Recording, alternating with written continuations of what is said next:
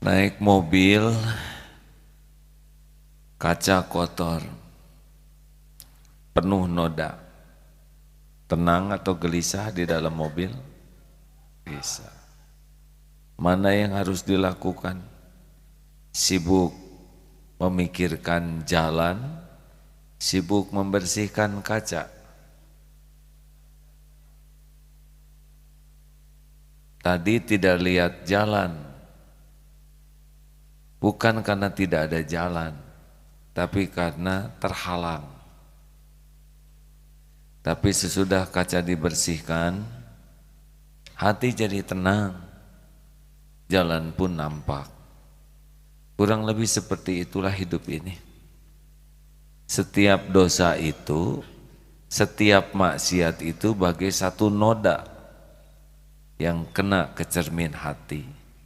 Semakin banyak maksiat, makin tertutup cermin hati kita.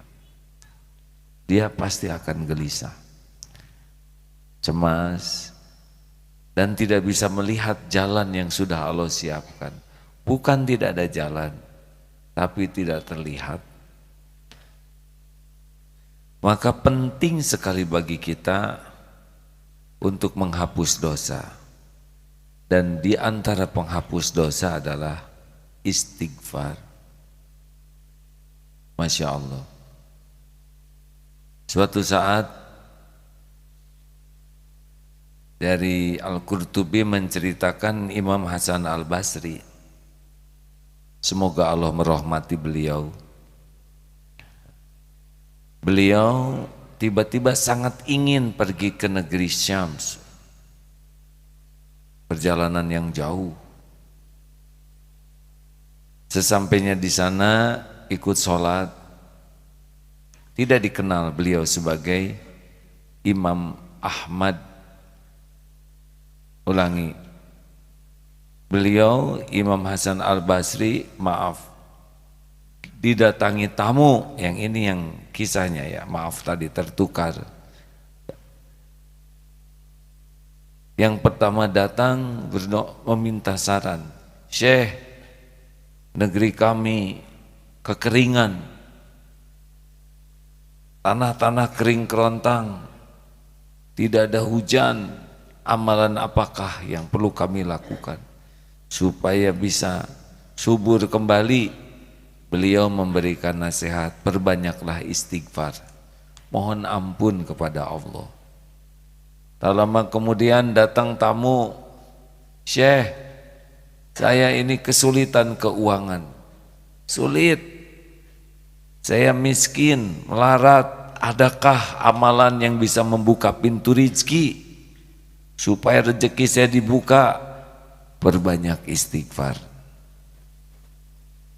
Ulang lagi, ada lagi tamu yang lain, Syekh, saya sudah lama menikah, belum punya anak, adakah amalan supaya saya punya anak?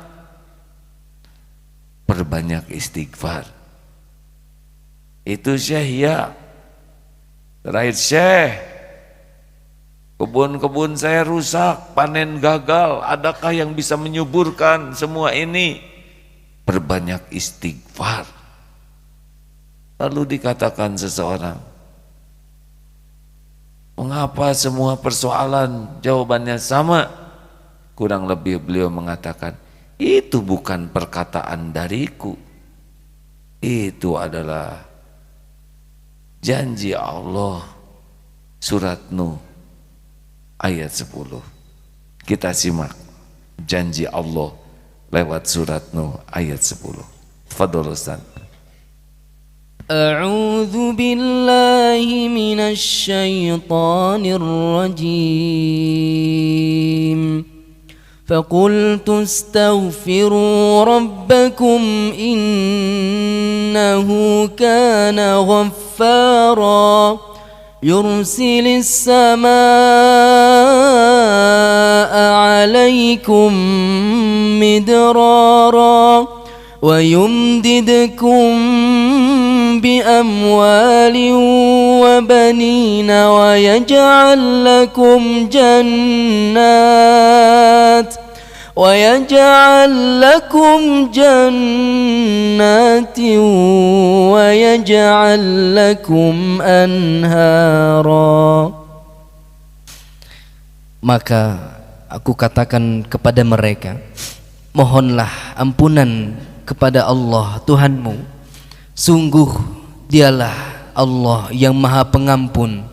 Niscaya Allah akan turunkan hujan yang lebat dari langit kepadamu, dan Allah perbanyak harta dan anak-anakmu, dan mengadakan kebun-kebun untukmu, dan mengadakan sungai-sungai untukmu.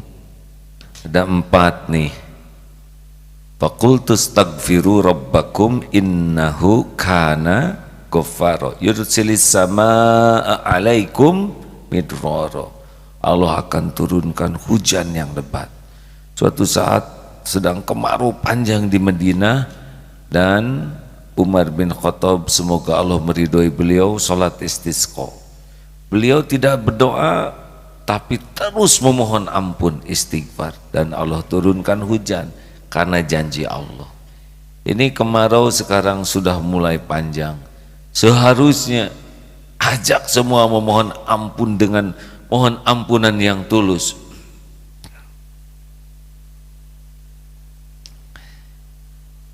Dan yang kedua, Allah membanyakan harta. Jadi bagi siapapun yang merasa dalam kesempitan keuangan, termasuk utang yang susah terbayar, termasuk dagangan yang tidak mencukupi, janji Allah ini. Kalau saudara tahu dahsyatnya istighfar, sambil dagang istighfar, sambil bekerja istighfar, Allah buka. Itu janji yang tidak mungkin, yang tidak akan pernah tidak ditepati.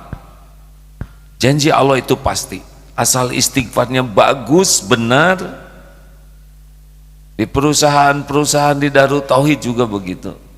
Kalau mulai kepepet, order kurang, situasi sulit, tobat saja. Bukankah radio ini juga dulu mati mau hidup segan? Pernah ada satu masa MKFM itu berat sekali. Jangankan untuk siaran, bayar listrik saja berat. Alhamdulillah, Allah buka lebih dari cukup. MKTV juga sempat mengalami situasi sulit, dan izin Allah hidup lagi dan cukup. Silakan ditanya amalan apa yang dianjurkan selain sholat TBM, tepat waktu, berjamaah di masjid, perbanyak istighfar, karena janji Allah. Yang ketiga, anak. Ini termasuk bab perjodohan, hadirin, karena anak itu lahir kalau sudah menikah. Jadi bagi saudara yang, saya tidak menyebut jomblo ya, kurang enak nyebutnya jomblo, tapi belum mendapatkan pendamping, nah inilah banyak istighfar. Ampun ya Allah, astagfirullahaladzim, rabbighfirli, minta ampun. Dan Allah akan memberikan infrastruktur, kebun dan sungai itu kelengkapan infrastruktur. Yang belum punya anak juga susah punya anak, coba istighfar. Mungkin nanti ada jalannya lewat obat, lewat herbal, tapi kalau istighfarnya diterima, jalannya dibuat oleh Allah. Kalau memang harus lewat bayi tabung, nanti rezekinya ada. Tidak sedikit yang bayi tabung dan tidak juga punya anak, karena yang menciptakan Allah, yang menciptakan anak itu adalah Allah, bukan tabung.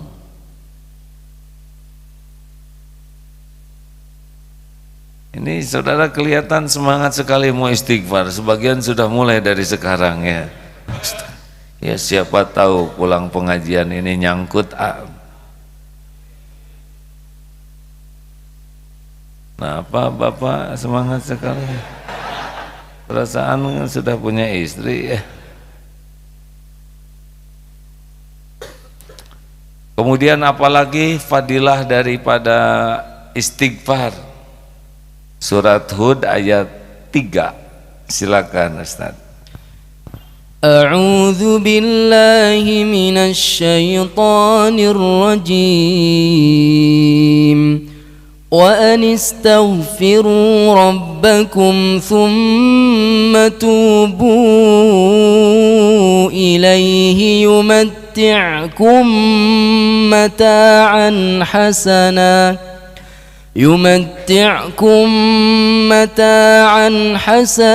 ila ajalin musamma wa yu'ti kulli dhi fadlin fadlah wa in tawallaw fa inni akhafu alaykum adzaba yaumin kabir.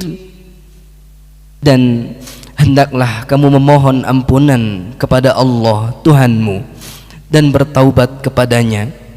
Niscaya Allah akan memberi kenikmatan yang baik kepadamu sampai waktu yang telah ditentukan, dan Allah akan memberikan karunia-Nya kepada setiap orang yang berbuat baik. Dan jika kamu berpaling, maka sungguh aku takut kamu akan ditimpa azab pada hari yang besar.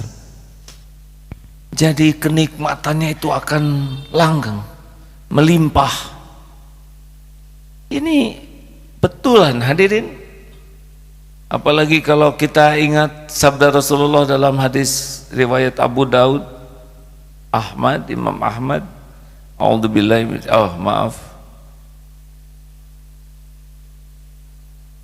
Man aksarul istighfar, barang siapa yang memperbanyak istighfar, ja'alallahu lahu min kulli hammin farajan wa min kulli doikin makhrajan wa razaqahu min haitsu la yahtasib.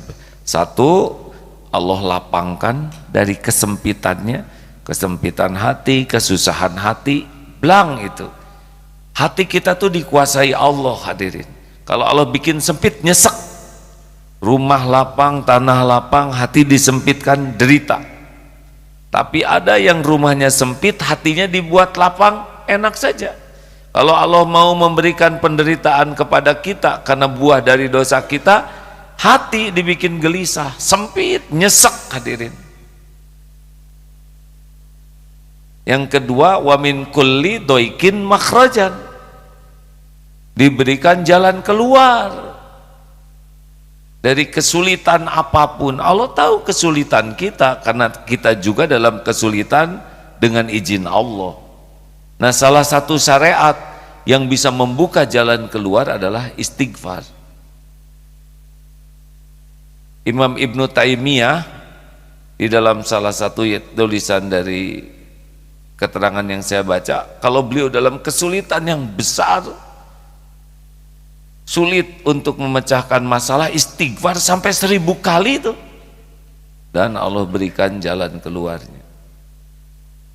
Atau yang tadi diceritakan Imam Ahmad bin Hambal, ini diceritakan beliau berangkat ke negeri Syams, jauh dari Baghdad ke sana, sambil tidak jelas nih tujuannya, tapi jauh-jauh datang.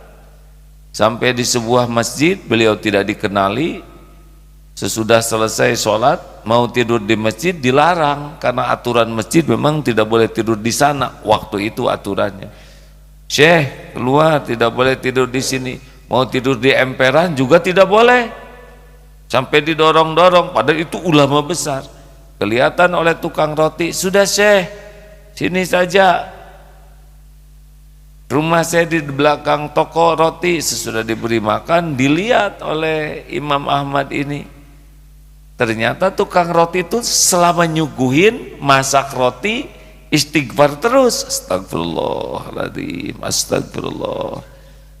Ditanya, saya lihat engkau istighfar. Ya, inilah yang saya lakukan setiap waktu.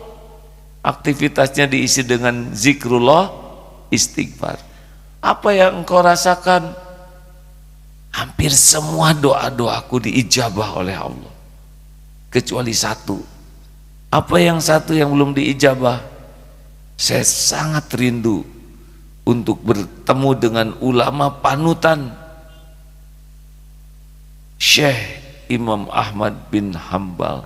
Masya Allah, itu orangnya sudah di sana, digerakkan oleh Allah pergi ke jauh, didorong oleh DKM supaya ketemu. Jadi kalau nanti ada yang didorong oleh DKM, ada kemungkinan itu ya akan dapat jodoh. Oh, langsung nyari DKM dan minta didorong ya. Hadirin sekalian, jangan pernah ragu dengan janji Allah. Saya sudah istighfar tapi kok belum juga. Istighfar itu juga bisa mendatangkan kekuatan. Surat Hud ayat 52. Benarkah Ustaz? Betul. Surat Hud ayat 52. A'udzu billahi minasy syaithanir rajim. وَيَا قَوْمِ اسْتَغْفِرُوا رَبَّكُمْ ثُمَّ تُوبُوا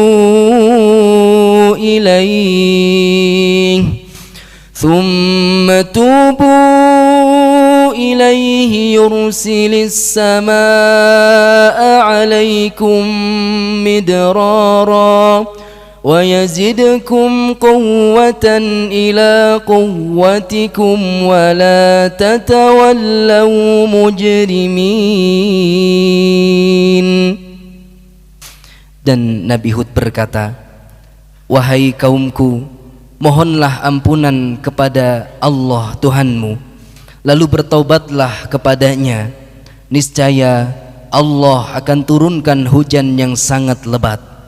Allah akan menambahkan kekuatan di atas kekuatanmu, dan janganlah kamu berpaling menjadi orang yang berdosa.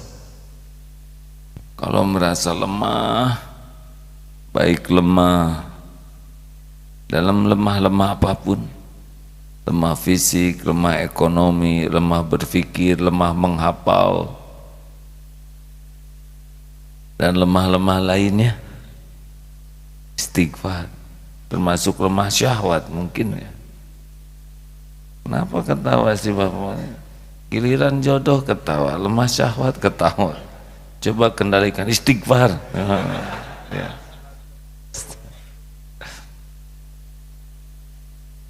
Dan satu lagi, orang yang senantiasa istighfar, dia tidak akan diturunkan azab. Kan turun azab, tertahannya turun azab itu satu ketika Rasulullah masih ada bersama umatnya, tapi beliau sudah tiada, sudah wafat, dan istighfar.